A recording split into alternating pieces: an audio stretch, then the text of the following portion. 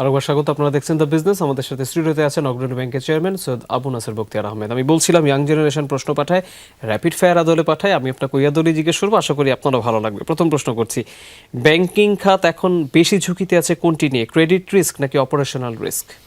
আমি বলবো credit risk is the main thing, operation risk তো সেটার মধ্যেই চলে আসবে অটোমেটিক। 2 নম্বর প্রশ্ন, ভবিষ্যৎ ব্যাংকিং হবে কোনটির উপরে ভিত্তি করে, ডেটা ড্রিভেন নাকি রিলেশন ড্রিভেন? ডেটা ড্রিভেন তো হইতেই হবে, এআই যুগ এসে যাচ্ছে, কিন্তু এটা রিলেশনশিপ ওটা কিন্তু কন্টিনিউ করবে একসঙ্গে, ওটা হারিয়ে যাবে না, ওটা থাকবে। হারিয়ে যাবে ওকে, না। 3 নম্বর প্রশ্ন, ব্যাংকিং এর কোন সেগমেন্টের কাজ করতে এখনো বাড়তি সময় লাগে, যেটা নিয়ে আপনার আক্ষেপ আছে এই সেগমেন্টে এত সময় লাগা উচিত না?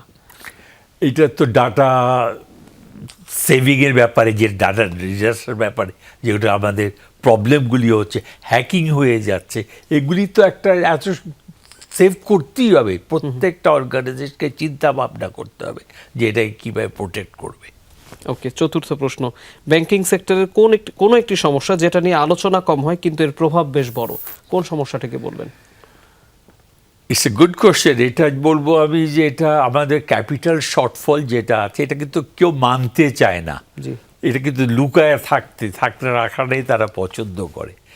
প্রফিট, অপারেটিং প্রফিটের উপরে তারা জোর দেয়, এই নেট প্রফিটটা বাদ চিন্তা করে না। তো আমি মনে করি নেট প্রফিট চিন্তা করা বেশি দরকার, এটার উপরে জোর দেওয়া বেশি। That will reflect the correct position of the bank. পঞ্চম প্রশ্ন, আপনার চোখে ভালো ব্যাংকার কে? ভালো ব্যাংকার যে ডিউ ডিলিজেন্স করবে, যে প্রত্যেকটা লিডারশিপের জন্য কর্পোরেট গভর্নেন্স ফলো করবে, যার সততা, স্বচ্ছতা, জবাবদিহিতা থাকবে, সেই হলো ভালো ব্যাংকার।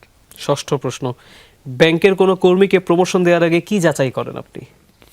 তার পারফরমেন্স, তার কি পারফরমেন্স ইন্ডিকেটর যেগুলি দেওয়া হয়, তার বাজেটে কতটুকু সে অ্যাচিভ করলো, তার ব্যাংকে কি বেনিফিটস দিল, এগুলির উপরে বেস করে তার প্রমোশন আমরা নির্ধারণ করে থাকি। 7 নম্বর প্রশ্ন, আগামী 5 বছরে ব্যাংকের আয় কোথা থেকে আসবে বেশি, ট্রেড থেকে নাকি ফিনটেক পার্টনারশিপ থেকে?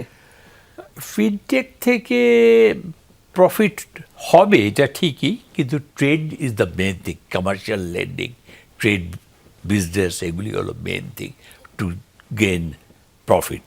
ওকে, 8 নম্বর প্রশ্ন, কঠিন সিদ্ধান্ত নেওয়ার সময় কোনটি বেশি চাপে ফেলে, প্রতিষ্ঠানের মূল্যবোধ নাকি তাৎক্ষণিক পরিস্থিতি? পরিস্থিতিটাই হলো মেইন। তাৎক্ষণিক পরিস্থিতি চিন্তা করি আমার প্রতিষ্ঠানের মূল্যবোধটাকে জাজ করতে হয়, নাহলে কিন্তু হয় না। এক এক সময় এক এক সিচুয়েশন আসবে, সুতরাং ডিসিশন নিতে গেলে প্রতিষ্ঠানকেও চিন্তা করতে হবে, প্লাস পরিস্থিতি, কারেন্ট সিচুয়েশনটাও চিন্তা করতে হবে। পরের প্রশ্নে যেতে চাই, 9 নম্বর, নেতৃত্বে কোনটি বেশি দরকার, কঠোর শৃঙ্খলা নাকি মানবিক দৃষ্টিভঙ্গি? এটারও সংমিশ্রণ দরকার আছে। কঠোর শৃঙ্খলা আমি পছন্দ করি, কিন্তু কোনো যদি মানবিক দিকটা আমরা ভুলে যাই, তাহলে কিন্তু আমি ঠিক মতন কর্পোরেট গভর্নেন্সের আওতায় পারবো না। Corporate governance will teach me যে আমার কঠোর শৃঙ্খলাটা বজায় রাখা, কিন্তু মানবিকটা হলো মানুষের মনের কথা, এটা থাকতেই হবে। Fair enough. শেষ প্রশ্ন, র্যাপিড ফায়ারের একটি হাইপোথেটিক্যাল সিচুয়েশন। ধরুন একটি সময় ব্যাংকের পারফরমেন্স ভালো দেখালেও ভেতরে রিস্ক এক্সপোজার ক্রমাগত বাড়ছে, আপনি এই ধরনের লুকিয়ে থাকা ঝুঁকি কিভাবে শনাক্ত করবেন? এটা করতে পেরেছি আমরা, এটা একটা সেন্টেন্সে বলার ডিফিকাল্ট। আমার ব্যাংকে এই ঘটনাটা ঘটেছে, লুকানো ছিল প্রায় 5,000 কোটি টাকার মতন, তারা পেমেন্ট করেছে কিন্তু বলা হয় নাই, রেকর্ড করা হয় নাই, কিন্তু এটা আমরা উই কুড আইডেন্টিফাই এবং সেটাকে বের করে রেকর্ড করে 24-এর ব্যালেন্স শিটে হাইলাইট করেছি আমরা এটা।